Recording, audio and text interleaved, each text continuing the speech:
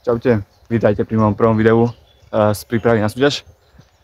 Hlasovali som na storke medzi tréningovým videom a full eatingom. Rozhodli ste pre full eating, takže máte ho tu mať. Zobrali si na to vlastne každé jedlo dňa, rovnako ako aj suplementáciu. Deň začínam ešte nálačnou rutinkou, ľahká 20-30 minútová aktivita. Vlastne niečo medzi prechádzkou a behom tu v lese. Že cestou naspäť mám preliesky, takže pár síbov. Ja prídem domov, dám si studenú sprchu, suplementáciu nálačno, čo je vlastne 5 g glutamínu, 10 ml jablčného octu a jednu tabletku chromu. Prečo zaradzujem, tak je to hlavne glutamín a jablčný ocet kvôli črevám, kvôli tráveniu, kvôli lepšiu mobilitu čriev a chrom kvôli lepšej hladiny glykemie, lepšiu hladinu cukru v krvi. A vlastne potom už dám raňajky a vidíme sa tam si to všetko píšeme, ako aj každé jedlo dňa dneska, rovnako ako aj suplementáciu, takže vidíme sa tam.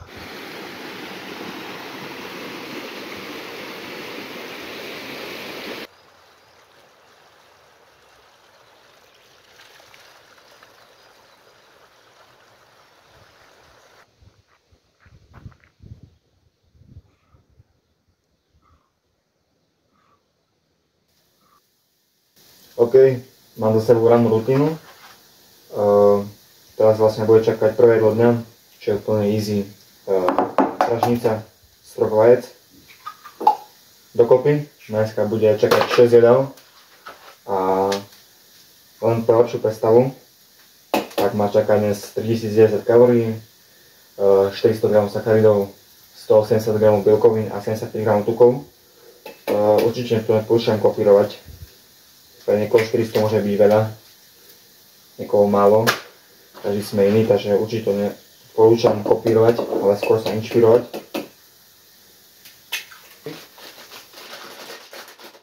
A 50 g pečiva. Pečivo volím rôzne. Rád zaradzujem ten kváskový rážny chlebík z Lidla, neviem či poznáte, ale zaradzujem kľudne aj biele obyčajné pečivo. Momentálne ten chlebík z Lidla nemám, takže volím to, čo je doma, obyčajná kajzerka. K tomu obyčajnú a fermentovanú zeleninu. Zdroj fermentovanej zeleniny, respektíve zdroj probiotik. Striedam, niekedy to je čalamada, ako teraz, niekedy sú to kyslé uhorky, kimči, takisto veľmi dobrý zdroj. Zdroj vlákniny a nejakých mikroživín, obyčajná zelenina, volím rôzne, od koreňovej zeleniny cez listovú zeleninu.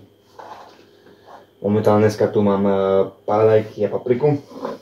Snažím sa to mať, nielen čo sa týka zeleniny, ale všeobecne celé jedlička. Snažím sa to mať pestré, vyvážené. Nech to nie je iba o jednom druhu jedál, o jednom druhu zeleniny. Nech je to pestré.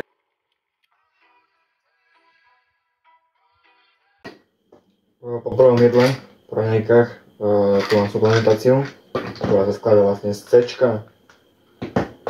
vitamín B komplex, magnézium citrát a opäť Digest 7, čo je vlastne 7 takýchto digestívov pre lepšie trávenie, pre lepšie využitie živín z potravy. Toto vlastne dám po raňajkách.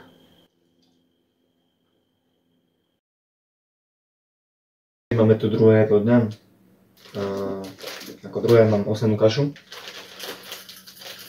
Vločky nezlievam vodou, ale ich prevarujem v hrnci, lebo jednak nie že sú len ľahšie straviteľné,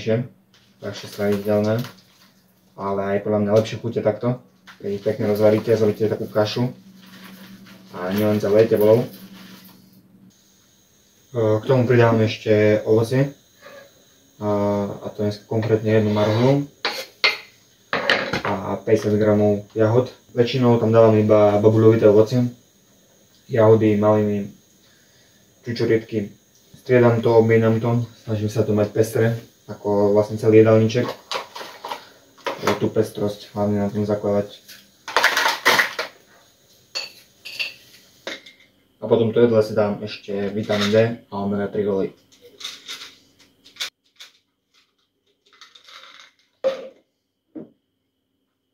Pred tretím jedlom som šiel ešte na prechádzku.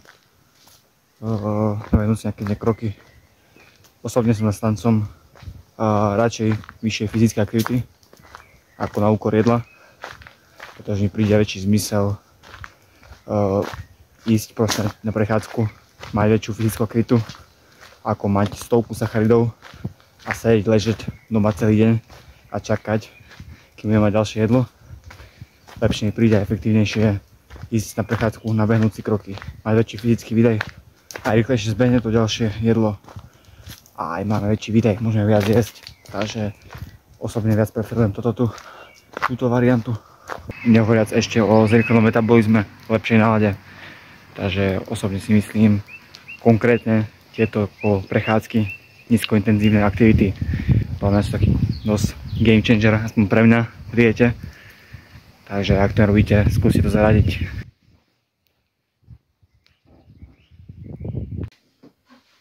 Tretie jedlo je zároveň moje pretréningové jedlo. A je to vlastne kulturistická klasika. Rýža, kuracie mäso. Mäso si väčšinou robím na 3-4 dní.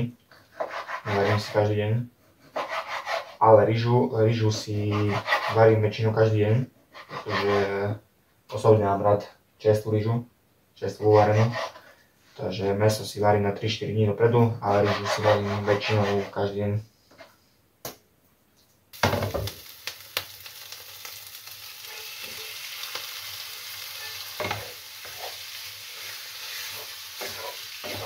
To vyzerá moje pretréningové jedlo. Pretréningové a potréningové jedlo volím menej tuku a menej vlákniny, aby to bolo ľahké stráviteľné, aby nebolo zle na tréningu, aby som to ľahko strávil a dobre využil. Takisto volím aj väčšie množstvo sacharidov v okolí tréningu, a to pred a po tréningu. Pred tréningom pre lepšiu pumpu na tréningu, aby som ich dobre využil na tréningu tie sacharidy, a po tréningu, lebo tedy najväčšie anabolické okno, tedy najlepšie využijeme sacharidy. Takže ak už mať nejaké vyššie množstvo sacharidov počas dňa, tak je to určite okolo tréningu. A mäsu a rýži som si pridal ešte ananás. Prečo ananás? Tak aj preto by som mal vlastne ešte vyšší obsah sacharidov pred tým tréningom, okrem komplexných, aby som mal aj jednoduché. A ananás hlavne preto, lebo mám tam bromelain, ktorý je vlastne enzym, ktorý pomáha štiepiť a tráviť bielkoviny. Takže takto asi vyzerá ako moje pretréningové jedlo a cca o hodinku a pol, dve pôjdem na to, pôjdem cvičiť a vidíme sa tam. See you. Pred tréningom si ešte robím potréningové jedlo, aby som ho po tréningu už mal urobené, nemusel sa zdržiavať a už mal zjedol. Rovno po tréningu príde mi to praktickejšie, tak som sa tu zvykol, tak mi to vyhovuje. Základ tvorí vlastne 100 g mixu kukuričnej a rýžovej kaše. K tomu dávam ešte 30 g sušeného ovocia, väčšinou sú hrozienka sušené. A vlastne ešte z jednoduchých sacharidov je to jeden klasický banán. Ako zdroj bielkovín volím jednoduchú, ľahko straviteľnú, ľahko využiteľnú bielkovinu. Sladkový proteín, dve odmerky, nejakých tých 50 g. Tréningu volím viac bielkovín, lebo tedy telo viem najlepšie využiť po tréningu. Takže opäť ľahko straviteľné, ľahko využiteľné jedlo. Veľa sacharidov, veľa bielkovín. Čo sa týka tukov, tak tam vlastne len pridám 5 g kokosu, úplný minimum, aby to vlastne neznižilo, nespomalilo trávenie.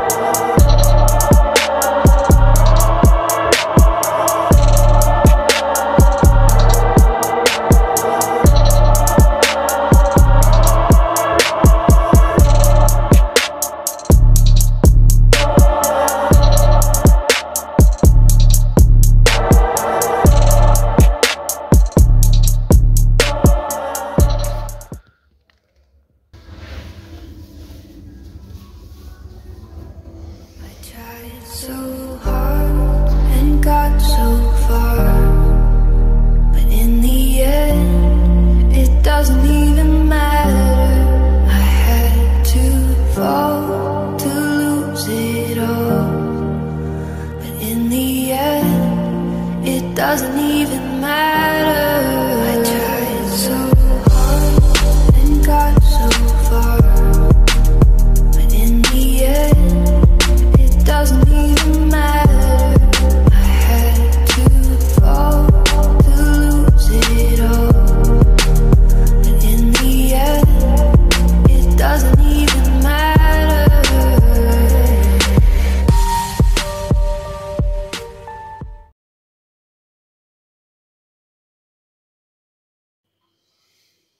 Ako posledné jedlo dňa mám vlastne zemiaky s nejakým tučnejším mesom. Toto jedlo asi tak najviac obmieniam, najviac striedam. Či už je to príloha, čo striedam s cestovinami a rôznymi ďalšími druhmi, ako nejaký bulgur, kuskus a také niečo. Čo sa týka druhu mesa, tak to tiež veľmi často striedam. Dneska mám bravčové stehno, ale často zaradzujem aj bravčovú panenku alebo falošnú sviečkovú hovädziu. Takisto aj niekedy sír občasne, alebo tuniaka. A udržujem to vlastne pestré ako celý jedálniček, ale toto jedlo asi tak najmenej stabilné a to najviac obmieniam.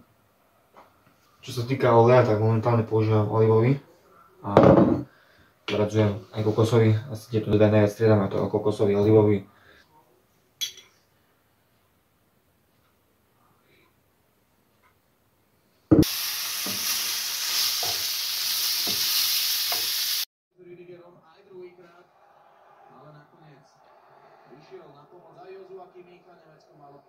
OK, tak toto je moje posledné jedlo dňa.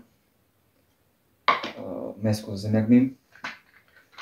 Po jedle ešte mám poslednú večernú suplementáciu, a to magnesko, zinok a ešte melatonin, ktorý mi ale došiel. Takže toto je vlastne moja večerná suplementácia pre lepší spánok, pre lepšiu regeneráciu. Čo sa týka suplementácie, tak ešte som zabudol natočiť, čo si dám pred tréningom. A to 5 g kreatínu, citrulín, malát, beta-alanín a taurín. To je asi tak všetko z dnešného videa, z dnešného môjho celého dňa a full day fittingu. Som rád, že ste sledovali, že ste to pozerali až sem a budem rád za každý support, za každý feedback a vidíme sa pri ďalšom videu série pripravenia na súťaž.